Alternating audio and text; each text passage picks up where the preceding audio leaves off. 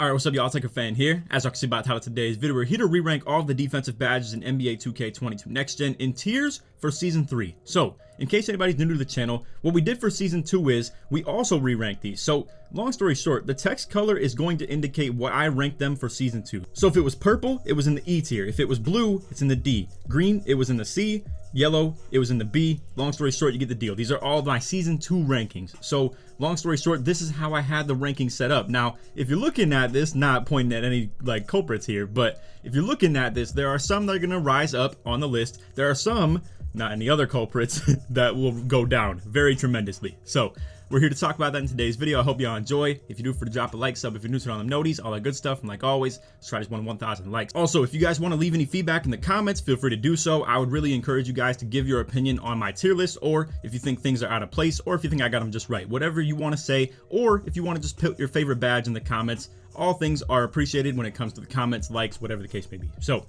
anyway, we're gonna get straight into this. I hope y'all enjoy.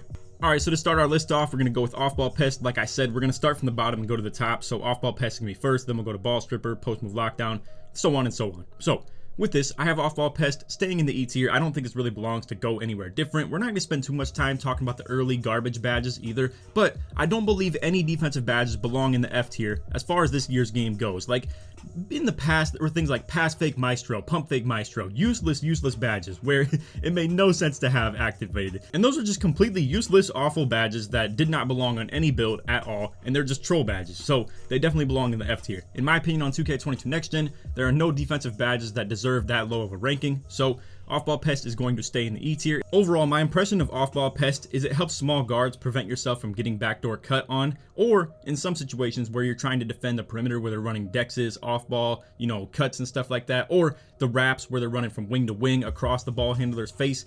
Either way, I don't think this is that great of a badge, and it's honestly just a waste of badge points if you ask me, but there is still a usefulness to it, so that's why it's in the E tier. Next up, we got Ball Stripper moving down from the D tier to the E tier. I just feel like there's not a lot of slashers in this game. Now, maybe this changes based on more slashing point guards being welcomed because it's less easy to left-right in this game, but either way, I really don't think your way of stopping them is going for ball strips. The only thing Ball Stripper is good for, if you ask me, is true slashers and post scores. And in the case of 2v2 and 3v3, you rarely even see those anymore. In 2v2, it's double ISO where dudes are just rim running and they're able to shoot the ball. And if they're able to shoot the ball, you have to play them really high. And then when you have to play really high, you have to respect their three-pointer. They get right past you and then you're not in position for that ball strip. So overall, for the 2v2 like ISO meta, it's definitely not a thing. For pick and roll, it's definitely not a thing either. Dudes are just getting wide open dunks and looking for three-pointers. And then for post scores, I really don't feel like there's a lot of post scores in the game, just in general. I rarely see people come out here and try and do hooks, fades, post spins, drop steps, back downs, standing dunks in traffic and stuff like that. It's very rare. And then it's even more rare on threes that you see either of those styles where it's going to be like a true slasher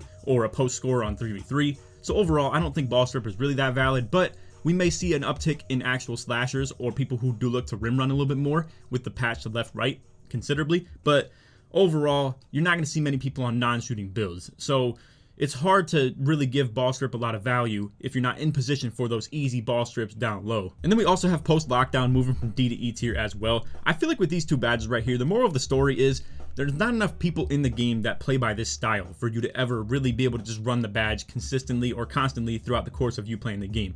Overall, if you're loading up 2s, you're loading up 3s, you're loading up Pro-Am, it's likely you're not going to play people like this. Now, if you're playing a series against someone and you know for a fact that you're going to be playing against someone who is a slasher or a post scorer, that's a whole different story. Or if you're pulling up on LakerFan as he's on his 6'6" pure slasher, then Ball Stripper becomes a valid badge. And overall, in the open world, when you're playing against who knows who, I mean, the only way you could ever game plan for a player that you're going to play in 2K is to sit here and go on your phone and look at their badges and stuff like that, or look at their build. And then at that point, I mean, if you're sweating that hard, I guess, if you see a post scorer that you're about to play against, then boom, go ahead and run post move lockdown. You see a pure slasher, go ahead and run ball stripper. But it's never going to be worth you running these badges and wasting your defensive badge points when you could play against who knows who. Like 95% of the people you play against, these badges are never even going to fire off. Alright, so next up we got Pogo Stick moving down from the C tier to the D tier. Really disappointed with this badge, to be honest with you guys. It's not very useful. It's just very frustrating, especially with how OD, like crazy, fast twitch and interior finishing is in this game with the pump fakes and just uncontestable people are in the paint.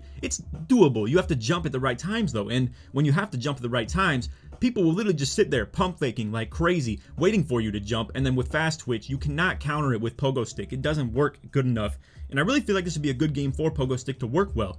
On top of that too, it's really ridiculous how long you can sit there in the paint with offensive 3-second in this game. Like, it literally takes 5 to 6 seconds for this to even activate in this game, whether it be Pro-Am or Park or anything like that. So if you ask me, it's really ridiculous that Pogo Stick is not good. If people are watching my videos at 2K, because I do have a feeling they do, I suggested in the Season 2 rankings that they buff Intimidator and actually make it work toward perimeter contest, and that is what they did. And I also mentioned that maybe they should add a buff to clamps where it makes lateral quickness move faster if you actually have it like it had in 2K20. They didn't do that, so maybe they're not watching, but either way, if anybody at 2K is watching right now, Pogo Stick needs a buff desperately. Interior defense is not good enough in this game to be playing hands up on a taller build or anything like that, and I'm not sitting here trying to vouch for myself on a 6'6". I play on a 7'3", and it's pretty gross. I'm not gonna lie to you guys, how I can just sit there and pump fake, wait for people to jump, and then boom, I can just go up and it's gonna go in almost every single time. Even if I do something wrong too, I can still make 40% contest, and we'll talk about that with the finishing badge tier list in the next one,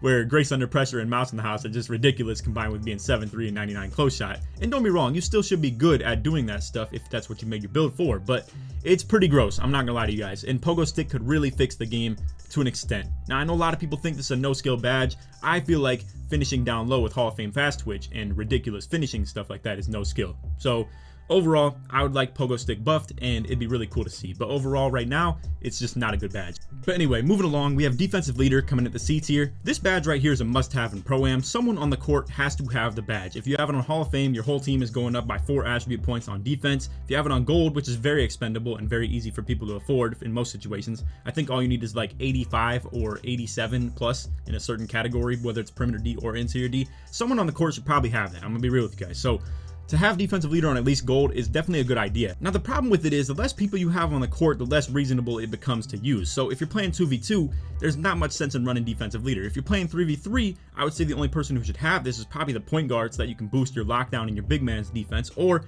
just someone who has the badge points, I guess. If you're a super tall big man with like 40 D badges and you feel like you don't need any extra, you could run this to help your guards support on the perimeter defense and stuff like that. But overall, it's definitely harder to run, or harder to have a reason for running this if you have less people on the court. So for 2v2 and 3v3, I wouldn't say this is a must-have. For Pro-Am though, absolutely a must-have. Someone on the court has to have this because you're boosting 4 people's attribute ratings by at least 3 if you have it on Gold, and then 4 if you have it on Hall of Fame. Overall, it's a C tier badge, but for Pro-Am, I would probably even say this is like A tier. You really have to have this on the court somewhere. Alright, moving on, we got Tireless Defender. This badge is also a really good one, but the thing to it is I would say you only want to max out at like Bronze or Silver. I don't think this really sees that much utility at like Gold or Hall of Fame. It's not that big a deal if you ask me, but overall, I do like the fact that it expends less energy on defense, and with that, the more stamina you have when you're doing a super like crazy Superman animation, right? Like going for a rebound, going for a crazy like chase down block, going for a jump contest on a jump shot. All these things relate to if you have more stamina, then you get a better animation for it. If you have less stamina or it's winding down, then you're not going to get that great of an animation, and it's really frustrating. And if you're someone who didn't max out stamina on your build either, it's definitely a must-have. Also for point guards too, the less energy you expend on defense, the more you can do on offense, sort of like word to James Harden on that. But it's not about being lazy on D, it's just about expending less energy for your stamina bar so that you're not getting super decreased. So overall, I really like this badge. I think it maxes out at like Bronze or Silver though, so that's the only downside to it. Overall, I probably should have put this in like B tier, but it's just that you don't see a crazy difference. I'm not gonna lie, it's like definitely top of the C tier, definitely the best C tier badge that you're gonna see in this video, and it's probably the bottom of the B. All right, next up we got Box coming into the B tier. This is exactly where it belongs in the first place. You're gonna see a trend of a couple of badges in this mid tier that kind of stay where I had them in the first place. So Tireless and D Leader stayed in the C, Box is staying in the B. These are pretty glue badges that I don't think are going to go anywhere, honestly. They're never really going to change. I don't think there's any meta change with these badges. So overall, I'm kind of just repeating myself and talking to new viewers in terms of my badge description on these. So I'm going to try and keep it a little bit shorter because I know a lot of people, you're here to see the differences, all types of stuff like that. So anyway, with Box, it's a pretty glue badge. You guys get the deal. You're avoiding getting wormed. You're trying to seal the box out. It's pretty self-explanatory. So you know what? We'll just keep it at that. Same thing here with Pick Dodger. This is a badge that I believe still belongs in the B tier. However, I will say this one right here could teeter back and forth if the meta changes throughout the course of the game. So obviously, if ISO becomes the 100% meta and, you know, on 2v2, you have zero reason of running Pick Dodger, which low-key kind of does feel like, I'm not gonna lie to you, like, there are not a lot of people who run pick and roll on 2s. So if you're ever hopping on 2s, I'm gonna just put it like this, like, your utility and need for the badge definitely decreases. If you're running something like 1v1, it's literally useless entirely. So overall, I just think for Pro-Am, it's really, really good. For 3s, I still recommend extremely highly to have this at the 1 spot or the 2 if you're playing lockdown and you're trying to guard the 1. Either way, if you're guarding ball, and they're clearly going to set screens most of the times that you're playing on 3v3 or Pro-Am, I definitely recommend running this badge.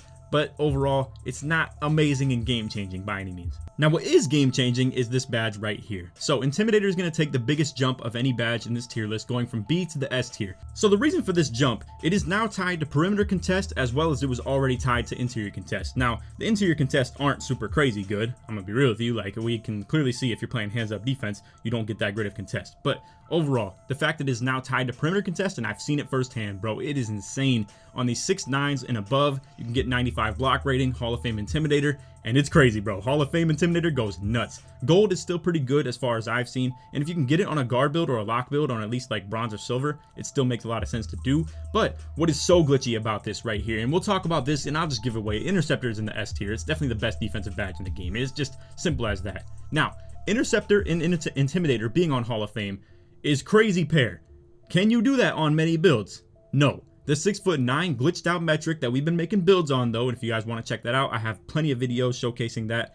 It is insane. 95 block rating with 90 steal rating, gets Hall of Fame Intimidator and Interceptor, still gets Hall of Fame Chasedown Artist too. It's insane, bro, with Gold Rim Protector. But overall, all of that stuff combined, Intimidator is insane how well you can get perimeter contest on now, and it's a crazy thing. I really think it's good for the balance of the game too. And for the tall locks and tall bigs out there, this is a huge W badge in terms of helping you get those perimeter contests on the small guards that are out here running mismatch expert, deadeye, blinders, sniper, all types of stuff like that. Not that sniper helps you like hit contested shots particularly, but it still does kind of factor into that. Either way, Intimidator is going to help you as a tall lock or tall big get a ton of perimeter contest and also just help you hang on the interior slightly. It's not great, but it's still a thing. So anyway, Intimidator is going to be taking the biggest jump in this badge tier list of going from the B tier to the S tier. All right, next up, we have 2 badges staying in the B tier. It's going to be Worm and Hustler. So I just wanted to go ahead and just get these out the way right here. So Worm, pretty self-explanatory. It goes hand in hand with Box. You can swim around the box outs. With Box, you prevent Worm, so it's as simple as that. And with Worm, you're either just moving your stick to the left or stuff like that. I've noticed with the right stick, you can actually still do some stuff with this too while getting boxed out, but either way, it does require a little bit more strength to be able to worm people, but I don't really think it's worth doing that on your build or making it super heavy on the weight just to make yourself a slug with the speed. So overall, I do like the badge. I use it on minimum weight bigs or like 237 for the 7.3, which is pretty close to minimum, but either way, it still works really well at like the gold and Hall of Fame level. I've noticed. I don't like the badge at like anything between bronze and silver though. It seems redundant and useless if you ask me, but at Hall of Fame and gold, it's really nice. Next up, we got Hustler. I gotta say, this badge is actually pretty freaky. Like, when you are a lockdown and you have this on Hall of Fame, it actually functions for fast break, like getting out on the break. So when the ball is in the air for the rebound, I'm telling you guys, I've noticed this. When you get back on the fast break or just running for your own fast break, it is insane what you can do when the ball is in the air or when the ball is just not in someone's hands.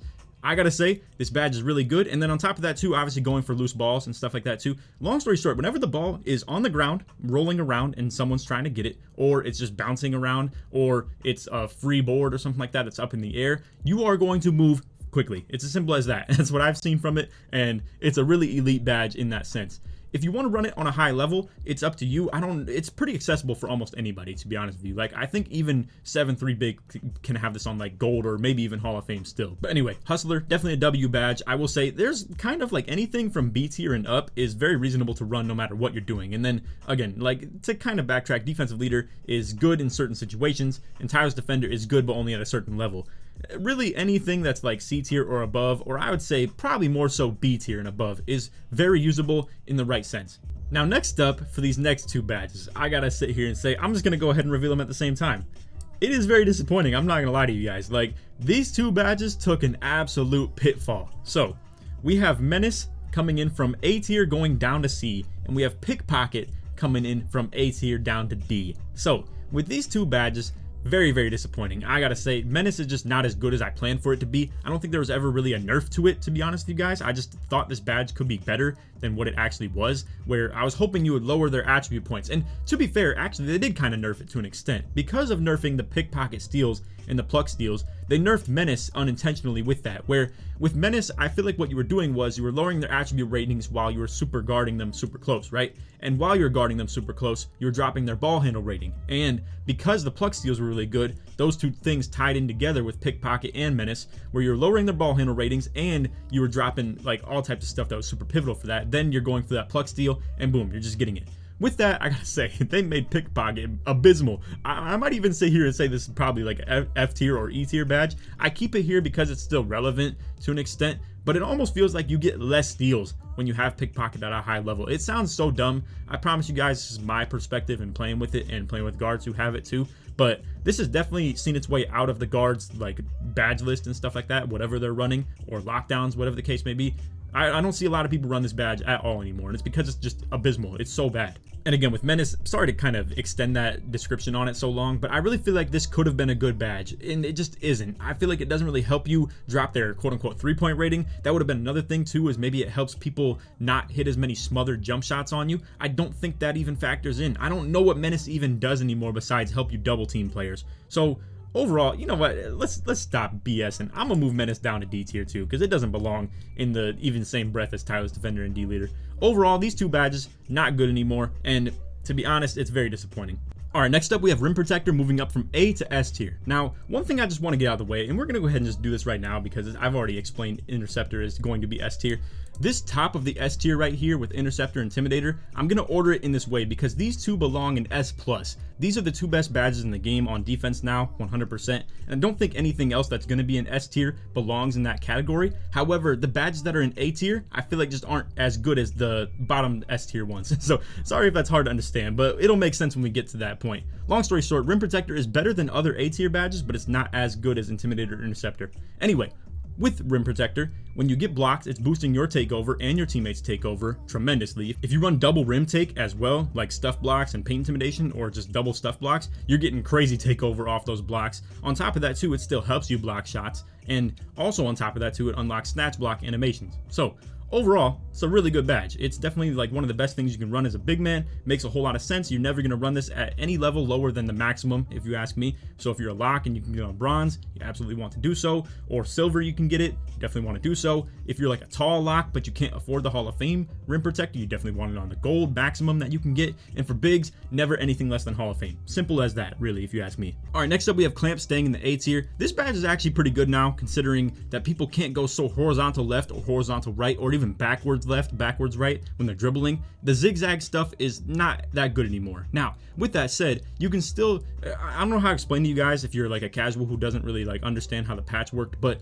essentially when people dribble, they have to start their dribble move moving forward and then curve it off to the side now. So instead of them doing a dribble move and running directly backwards to the right off of it, now they have to start it going forward and then try and go backwards off of it. With that though, it makes it really easy for you to get those cutoffs and clamps animations. So I will say this badge is actually really good now. Definitely is in the A tier. It might even be top of the A tier, but there are a couple badges that are also in the A that I feel like kind of give it a run for its money. Overall, the A tier badges are still pretty good, but like I said, I don't think it's as good as rim protector.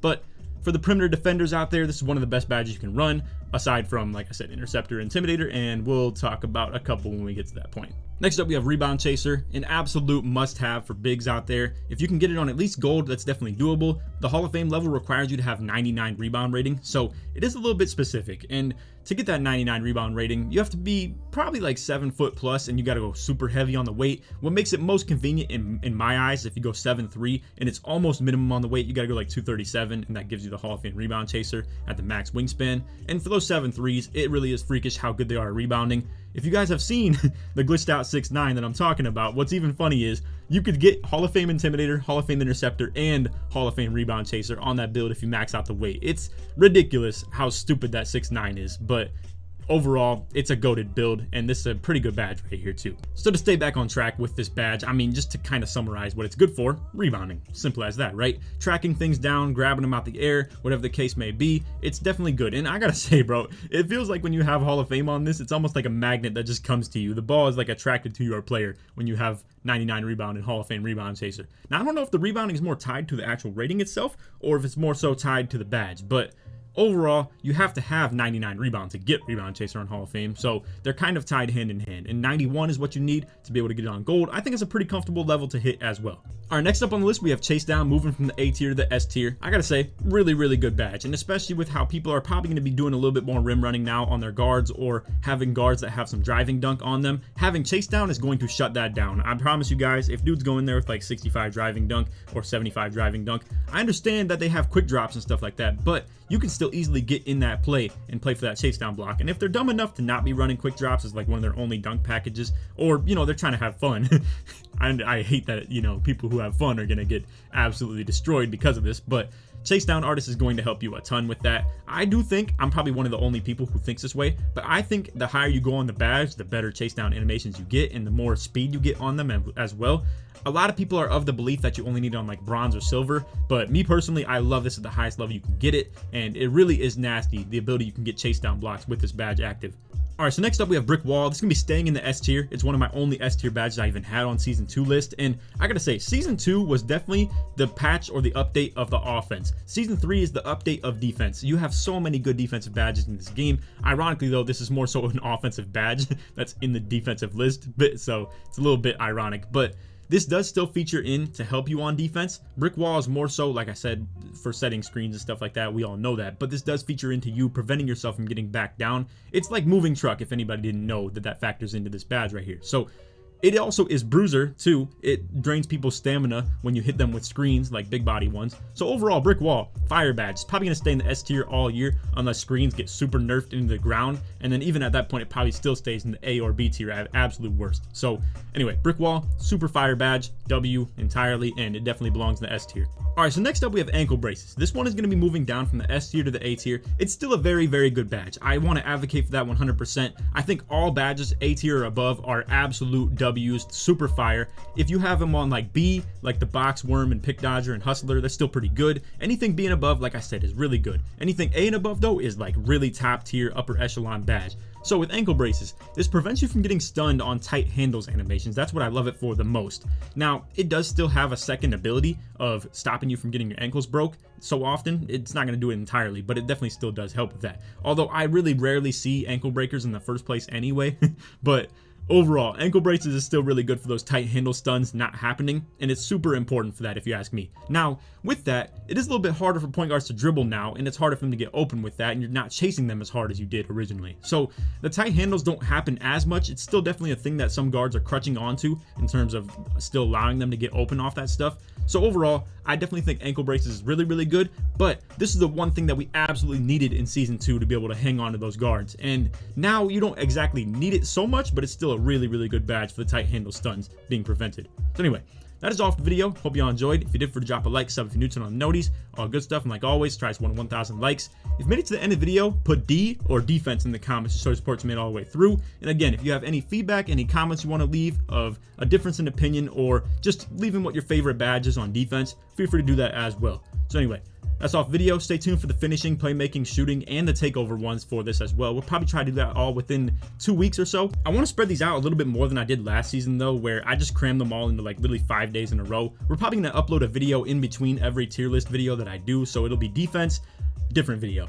Finishing, different video. Playmaking, different video. Shooting, different video. And then takeover, and then boom, we're back to the regular content. So I'm going to spread it out a little bit. It'll probably end around like, what is it? It's the 9th as I'm recording this. It'll probably be like the 20th by the time we're done with all this stuff. So anyway, that's all for the video. Hope y'all enjoyed. And on that, take it easy, man. Peace.